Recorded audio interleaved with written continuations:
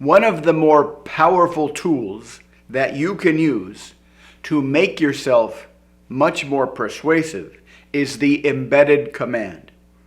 You've no doubt heard of embedded commands. You've probably used embedded commands quite frequently, sometimes without even knowing about it.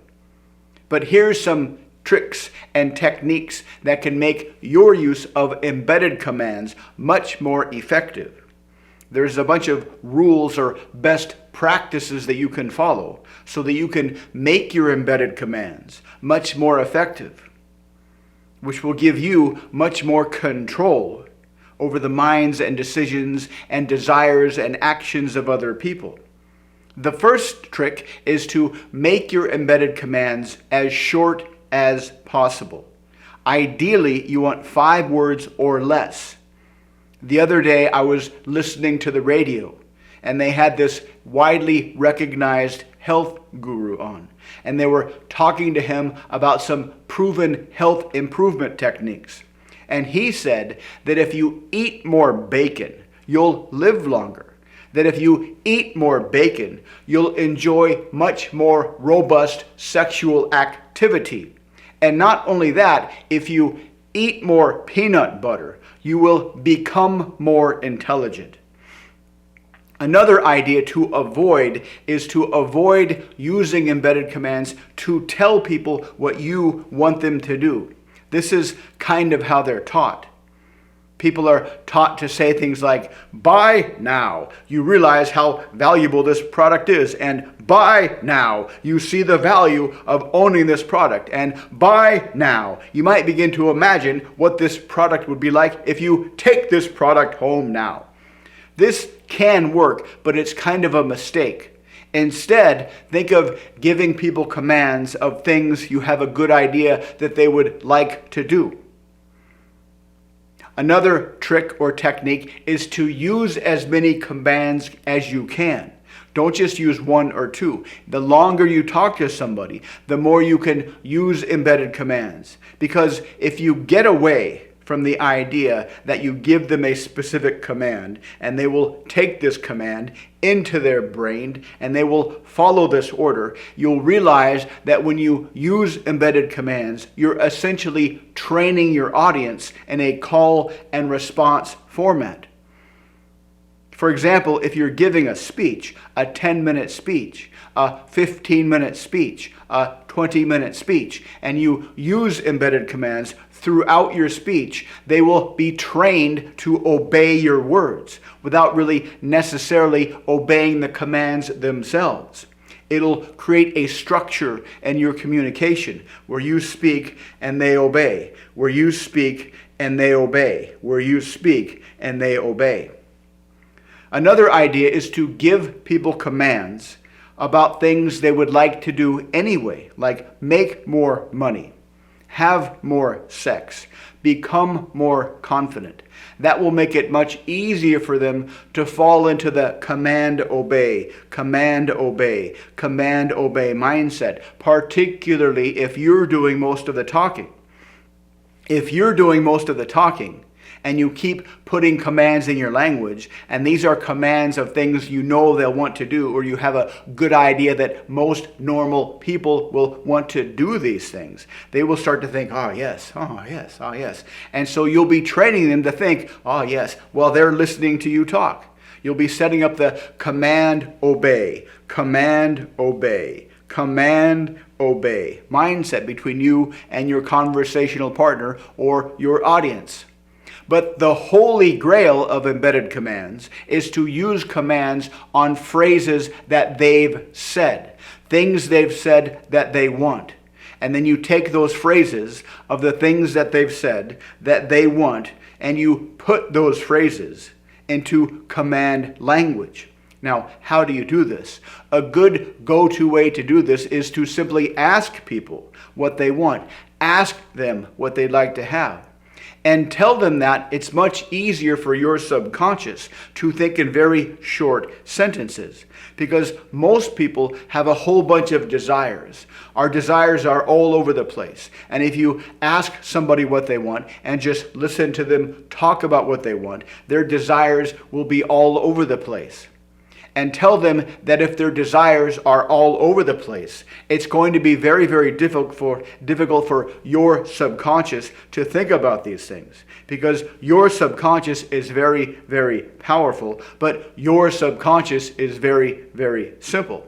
So in order for them to have the best chance to achieve your desires, they need to think in very short sentences. So talk to them and tell them, look, suppose you had a genie and the genie could give you whatever you wanted, but you had to phrase it in 5 words or less. If I could only XYZ, I would be happier than ever, and figure out what their own personal XYZ statement is. For example, I was talking to a client of mine, and I said, what do you want? And just like most people, he started saying all these things. He started having all these kind of less than ideally calibrated fantasies about his future life. I want to do this. I want to do this. I want to be able to do this. I want to be able to do this. And I said, suppose you could tell what you wanted to a genie, but you can only say one phrase, 5 words or less. And you could do this thing. If you could do this thing, all this other stuff would happen automatically as a result of this 5-word phrase. This is a good way to get people to synthesize their desires. Because when you synthesize your desires into a 5-word phrase, not only is it easy to think about, not only is it easy to imagine, but you can use that 5-word phrase within an embedded command. And so his 5-word phrase was become confident in social situations, or be confident in social situations. A 5-word command phrase. Be confident in social situations. A perfect desire statement that you can use, or anybody can use, as an embedded command. Now, once you have this, how do you use this? How do you use this to get other people to do whatever you want them to do? Because if all you said was be confident in social situations, they would go out and they would be confident in social situations, and you wouldn't get your needs met. So you connect the command, the thing they want to do, the thing you know they want to do, based on what they told you, to something you want them to do. And you do this through a specific structure.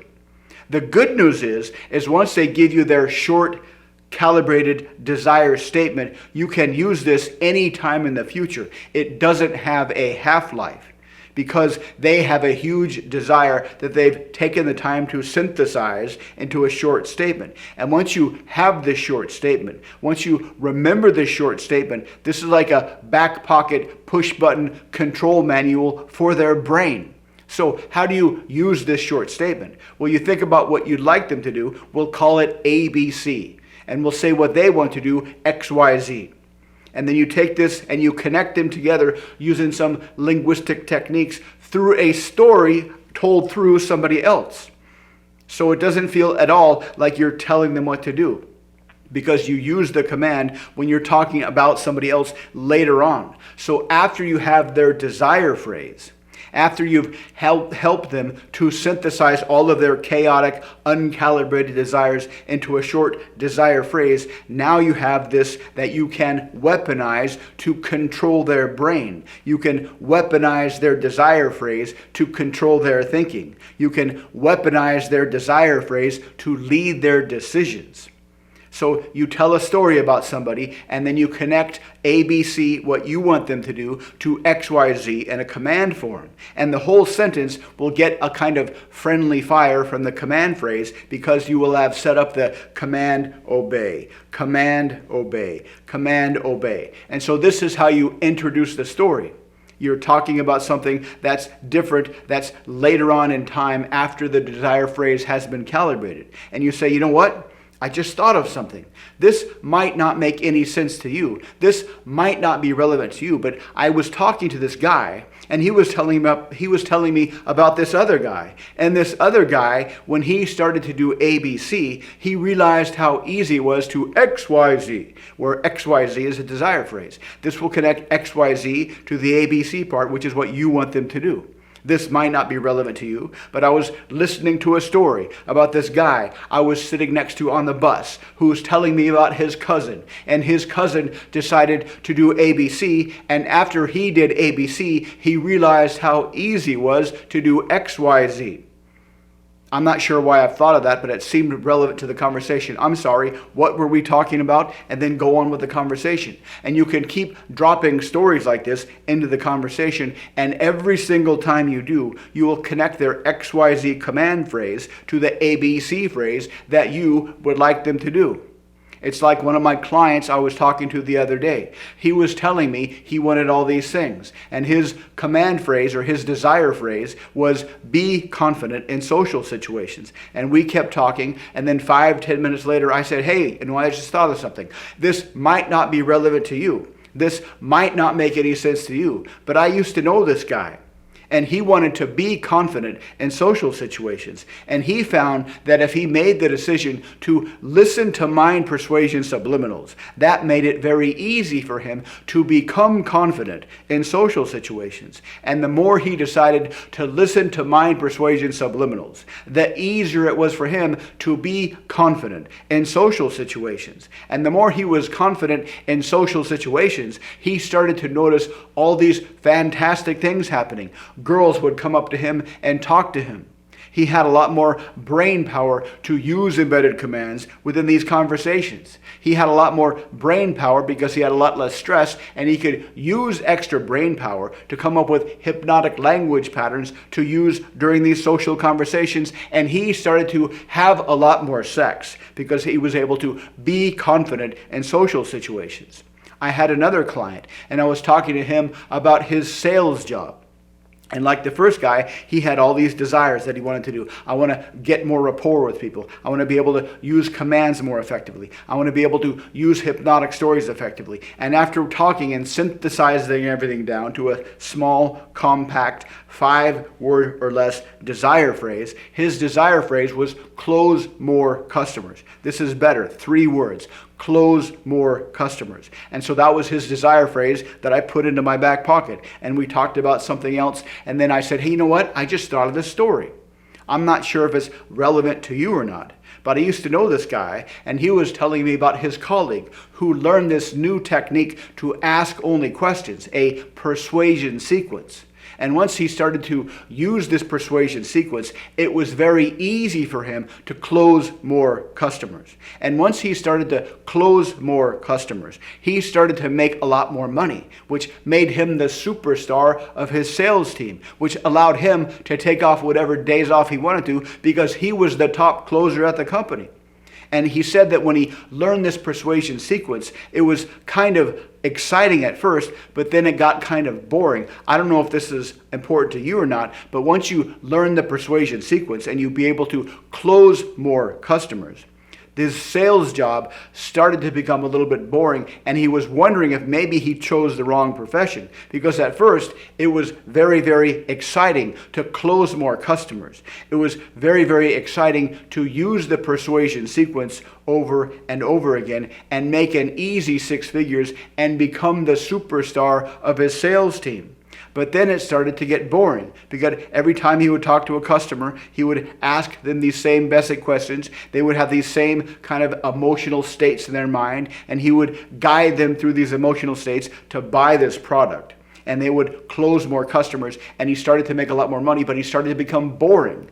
Or the job started to become boring because he had no more stress. He had no more anxiety. He didn't think he needed to use all kind of techniques. It was a very repeatable process that he could use over and over again. But what he found was that because he had less time than he needed to spend at a sales job, he had more time to do other things. And he found that this persuasion sequence was easily applicable to all other social situations. So while his job became less and less exciting, his social life became more and more exciting, and this made up for it. And this is how he decided to use the persuasion sequence to increase his closing rate, to close more customers. The good news is when you use this embedded command strategy, when you talk to people about their desires and you help other people synthesize their desires down into short statements of 5 words or less, you can keep these in your back pocket. and use them whenever you want to, and connect them to the things you want them to do through this third-party storytelling technique, which means whenever you talk to somebody, stranger, friend, lover, family member, boss, subordinate, colleague, you can use this technique. You can ask them about their desires and help them take their chaotic, uncalibrated desires and synthesize them down into these short phrases and just keep them in your back pocket. And the more you consistently do this, the more you consistently collect and calibrate desire phrases from other people, this will give you an enormous amount of power into their brain. This will give you an enormous amount of power into their decision-making process. This will give you an enormous amount of power over what they do, what they think, and what they want. This is a very powerful push-button system to use embedded commands to control the minds of everybody around you. If you'd like to learn more, check out the links below. Thanks for watching, and I'll see you next time.